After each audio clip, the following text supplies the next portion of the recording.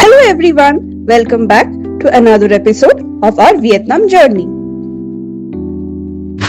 আগের এপিসোডে আপনারা দেখেছিলেন ভিয়েতনামের হ্যানয় শহরে 4 দিন কাটানোর পর আমরা দানাং শহরের উদ্দেশ্যে রওনা দিয়েছিলাম। রাতে যখন আমরা পৌঁছেছিলাম দানাং, তখন ওখানে সেলিব্রেশন হচ্ছিল লুনার নিউ ইয়ারের।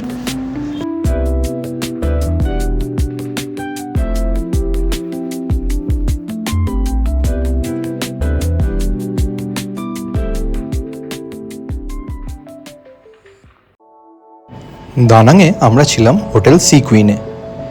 এটা ছিল আমাদের রুমটা।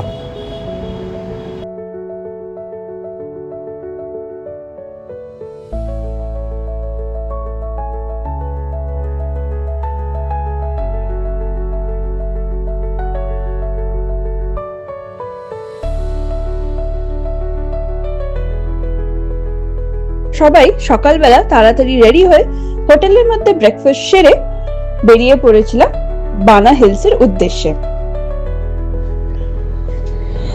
বানা হিলস হলো ভিয়েতনামের দানাং থেকে প্রায় 35 কিলোমিটার পশ্চিমে ট্রুং সং পর্বতমালার উপর অবস্থিত একটি থিম পার্ক কমপ্লেক্স। এখানে নানান ধরনের রিসর্টও আছে।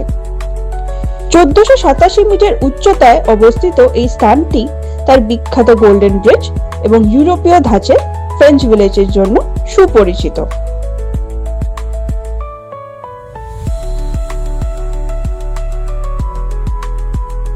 বাস থেকে নেমে আমাদেরকে আমাদের ট্যুর গাইড নিয়ে চলল বানা হিলসের উদ্দেশ্যে।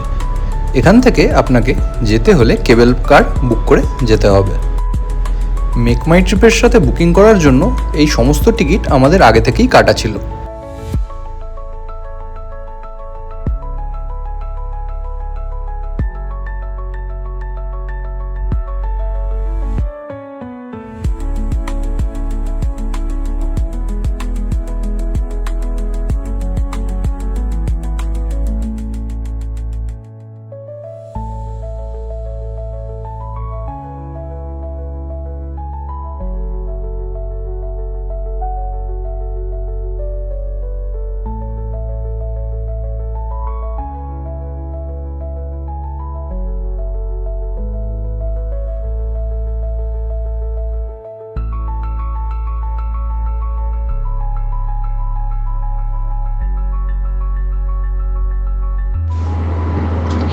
এই কেবল কার যাওয়ার রাস্তায় কিন্তু অনেক ছোট ছোট স্টলস ছিল, কিন্তু নিউ ইয়ার থাকার দরুন এই স্টলগুলো বেশিরভাগই বন্ধ ছিল।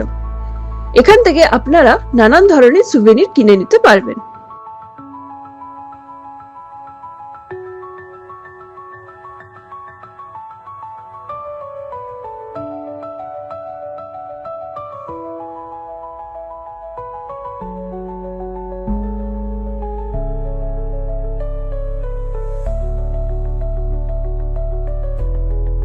কেবল কারে যাওয়ার জন্য যে রাস্তাটা দিয়ে আমরা যাচ্ছিলাম সেটি এত সুন্দর এবং পরিষ্কার, মানে দেখে মন ভরে যাচ্ছিল। প্রতিটা জায়গায় দাঁড়িয়ে মনে হচ্ছিল একটা ফটো তুলে নিই।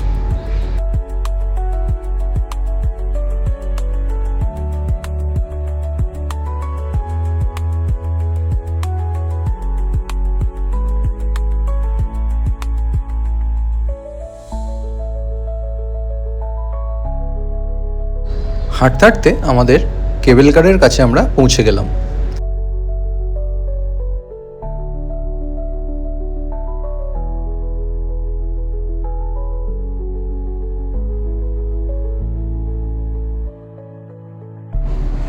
উপরে ওঠার জন্য এরকম 8খানা কেবল কারের রুট আছে।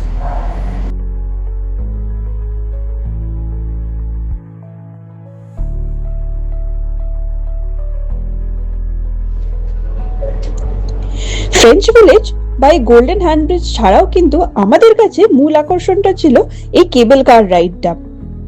এই কেবল কার রাইডটা কিন্তু বিশ্বের দীর্ঘতম এবং সর্বোচ্চ বিরতিহীন সিঙ্গেল ট্র্যাক কেবল কার সিস্টেম।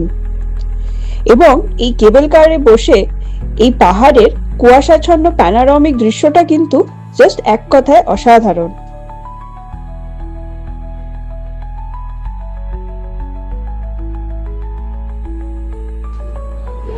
দানাং হচ্ছে সেন্ট্রাল ভিয়েতনামের একটি উপকূলীয় মহানগরী। এখানেই আছে সবচেয়ে জনপ্রিয় গোল্ডেন হ্যান্ডস ব্রিজ। এই প্রতিটা কেবল কারের রুট গিয়ে এক একটি স্টেশনে নামাচ্ছে, আর স্টেশনের নামগুলো ফ্রেঞ্চ সিটির অনুকরণে।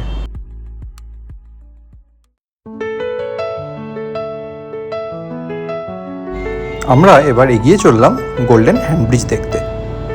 নিচের যে ওয়েদার ছিল সেটি তুলনামূলক অনেকটাই গরম ছিল। উপরে এসে আমরা দেখলাম আবহাওয়া অনেকটা ঠান্ডা হয়ে গেছে।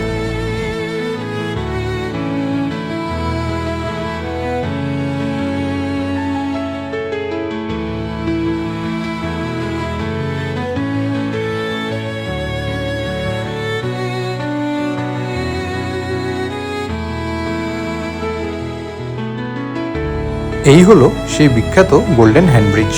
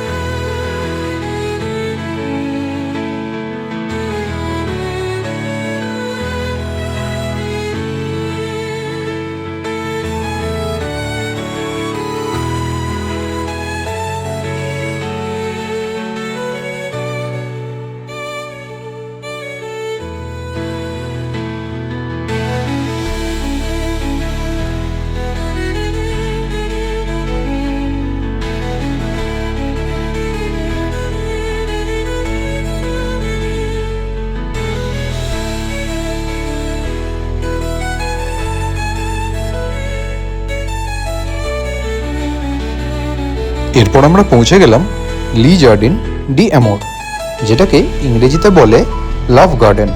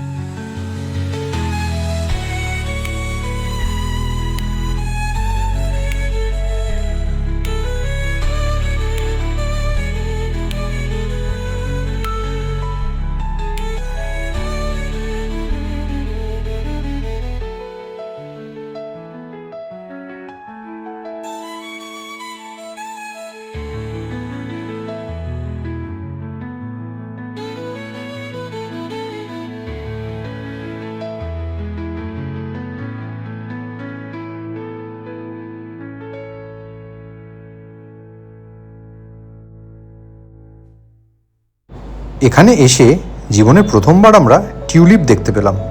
বিভিন্ন ধরনের টিউলিপ, বিভিন্ন কালারের, দেখে মনটা ভরে যাচ্ছিল।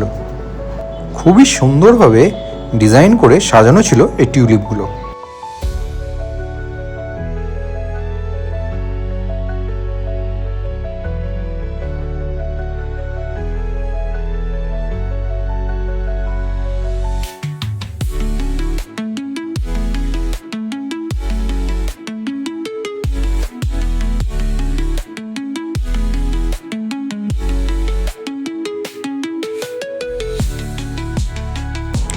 এরপর আমরা ঢুকে পড়েছিলাম এই মেজটাতে। পায়েল তো খুবই ভয় পাচ্ছিল ভেতরটায়। যাই হোক, আমরা ইনটিউশনকে ফলো করে ওখান থেকে ঠিক বেরিয়ে আসতে পেরেছিলাম।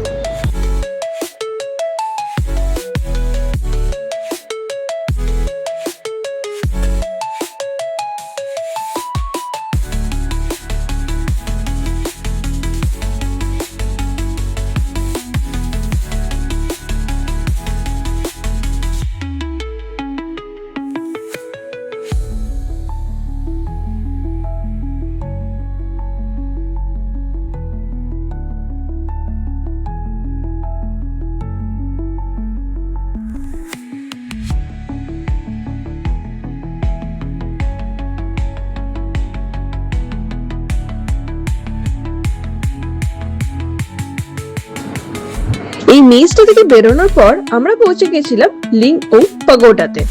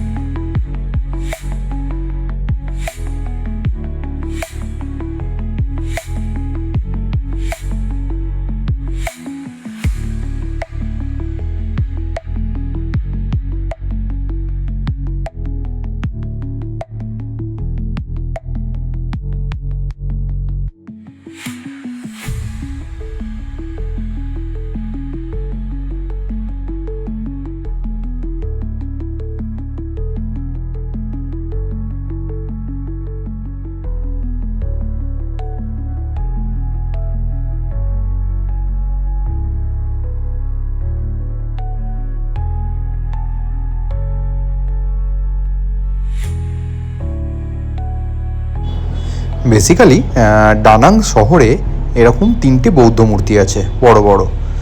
লোকাল যারা মানুষ আছে তাদের বিশ্বাস এরাই ওনাদেরকে প্রোটেক্ট করে।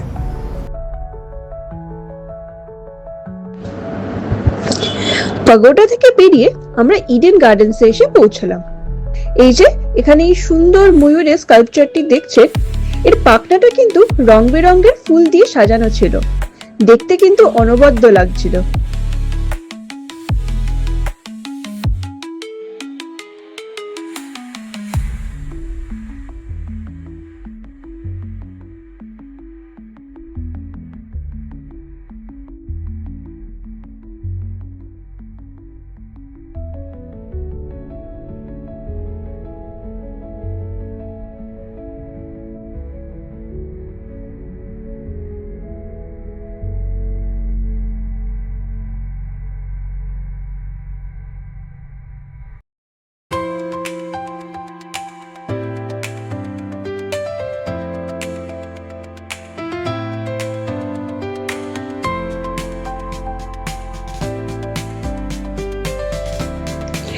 গোল্ডেন হ্যান্ড ব্রিজটা দেখার পর আমরা আরেকবার কেবল কারে করে ফ্রেঞ্চ ভিলেজে পৌঁছে গেছিলাম।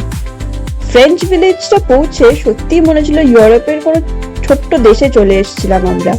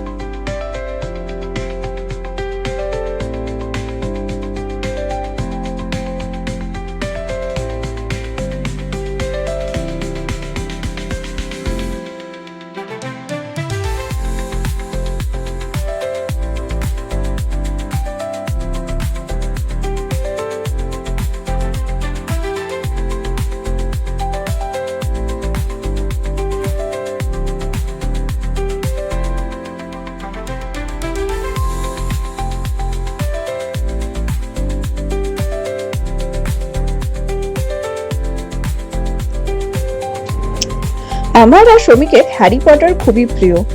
এই ফ্রেঞ্চ ভিলেজে আসার পর থেকে ঠিক মনে হচ্ছিল যেন হ্যারি পটারের সেটে চলে এসেছি, এতটাই সুন্দর ছিল জায়গাটা।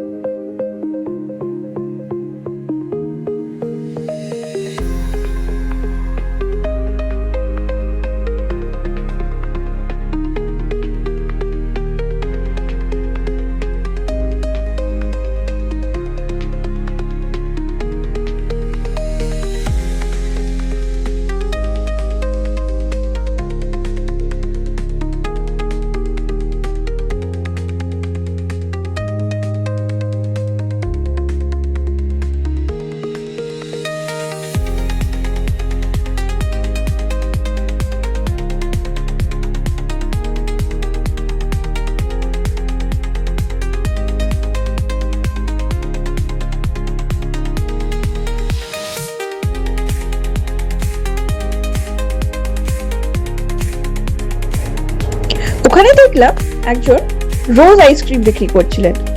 প্রথমে কনসেপ্টটা দেখে একটু ইউনিক লাগলো, গিয়ে জানতে পারলাম ফ্লেভার্স পুরো নর্মাল আইসক্রিম, কিন্তু ওনাদের বানানোর কায়দাটা এবং ওই আইসক্রিমটা প্রেজেন্ট করার কায়দাটাই একটা রোজের মতন। দেখতে কিন্তু দারুণ লাগছিল। আইসক্রিম খেতে আইসক্রিমের মতনই ছিল, কিন্তু ওর বানানোটা দারুণ লাগছিল দেখতে।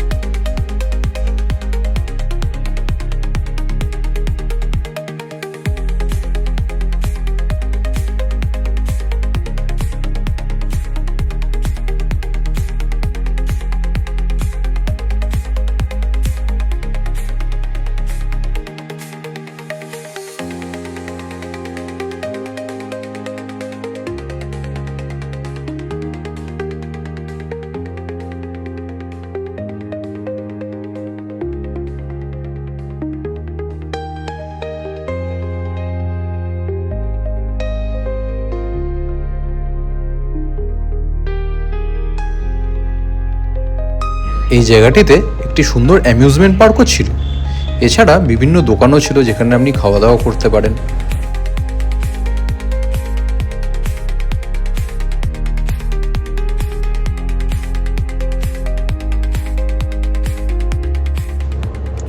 আমরা যে সময় ভিয়েতনাম গেছিলাম তখন লুনার নিউ ইয়ার চলছিল। সেই সেলিব্রেশনের জন্য আমাদের সবাইকে ওখানকার যে ব্রিউয়ারি আছে সেই ব্রিউয়ারির 2টো ফ্রি টিকিটস দিয়েছিল।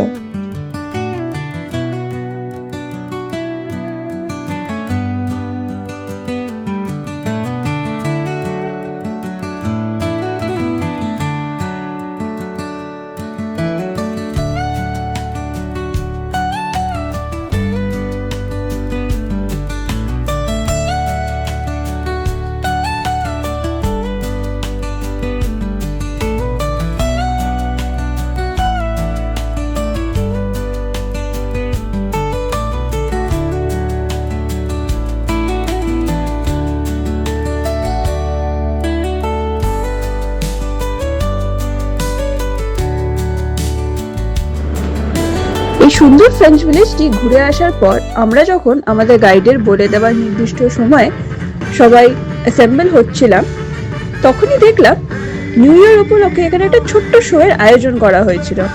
দেখতে কিন্তু দারুণ লাগলো, দারুণ আনন্দ মজায় পুরো দিনটা আমরা কাটালাম।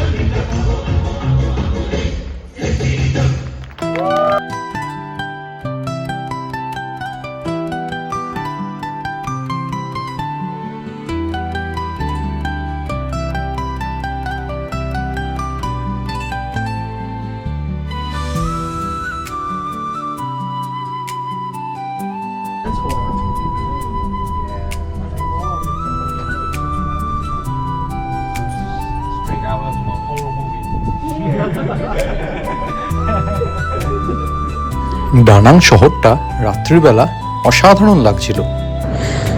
বানা হিলসে দারুণ একটা দিন কাটানোর পর হোটেল ফিরে এসে কিন্তু আমাদের বাঙালি মন তো একটু ইন্ডিয়ান খাওয়ার জন্য মন চাইছিল। তাই আমরা খেতে চলে এলাম আমাদের হোটেলের পাশেই অবস্থিত এই জাফরান ইন্ডিয়ান রেস্টুরেন্টে। এই রেস্টুরেন্টের খাবার সত্যি দারুণ ছিল। ডানাঙে থাকলে এই রেস্টুরেন্টটা অবশ্যই ট্রাই করতে পারেন আপনারা।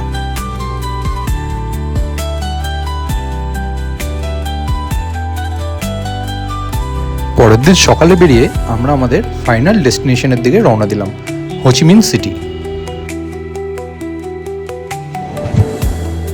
আশা করছি ভিডিওটি আপনাদের ভালো লেগেছে। ভালো লেগে থাকলে please do like, share and subscribe to our channel.